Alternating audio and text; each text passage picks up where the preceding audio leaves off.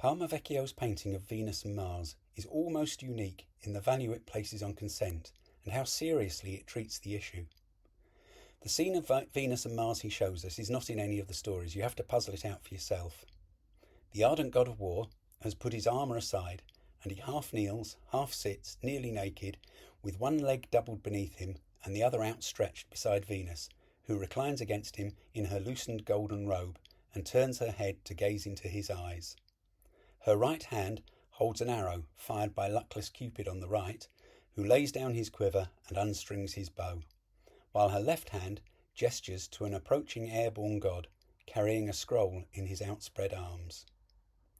Venus and Mars, flowers at their feet, are tucked into a snug corner of a fertile land, pastures and woods with blue mountains in the distance and the new sun low in the sky.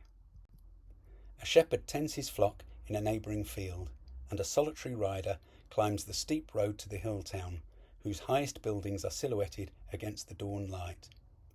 Beyond the farthest wood, the single white thorn of an illumined spire pricks the gloom.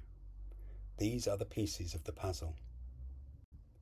Who, for instance, is the figure in the sky? In the stories, other gods are involved. The adulterous couple are spied upon by sun god Helios. They are later trapped by Venus's jealous husband Vulcan, and then humiliatingly displayed before the assembled Olympians. None of these scenarios fit here. Venus and Mars are free, aware, and unembarrassed. Reversing the normal arrangement, Mars is naked and Venus clothed. This is unusual, but not unprecedented. You can see it also in Botticelli's painting in the National Gallery. But there, the naked Mars slumps in post-coital torpor, and it's easy to imagine that we are shown one of their many trysts before they were discovered. However, this schema does not fit Palma Vecchio's painting either.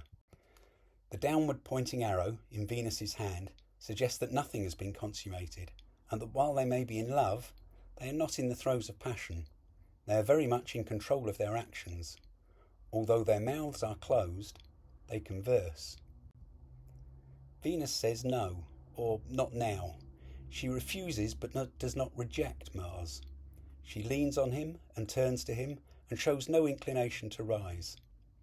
Her consent is central to the painting and is taken seriously by her partner. This is highly unusual. When a woman in a painting resists a man's advances, it is sometimes comic, often tragic, and frequently ends in rape and murder. But the tranquility of the couple's relationship is not disturbed by Venus withholding her consent. Mars's hand rests as lightly on her shoulder as her own blonde curls. Her gesture suggests the figure in the clouds as the reason for her refusal. Does the painting perhaps show a saintly, chaste Venus instead of the lustful, promiscuous goddess of antiquity? It's one possible reading. The church spire is midway between Venus's outstretched hand and the unknown god in the sky, and everyone looking at the picture and following her gesture must notice it. Although adulterers, Venus and Mars became for a while emblems of married love, and appear allegorically in many paintings celebrating some couple's marriage. So far as we know, this painting was not commissioned and not intended as a wedding gift, so we might then imagine Palma Vecchio experimenting with the possibilities that the association of the pagan legend with the Christian sacrament allowed. One reading might be that Venus, as perfect bride, asks her groom to wait until their love is solemnized by God, the single Christian God, the figure in the sky, and ratified by the church. If this is the case, then the painting also shows a strangely equable meeting between the old gods and the new. Venus's role as bride underlines once again the centrality of consent in the painting. Mars must wait until she says, "I do." If you found this video interesting, please like and subscribe.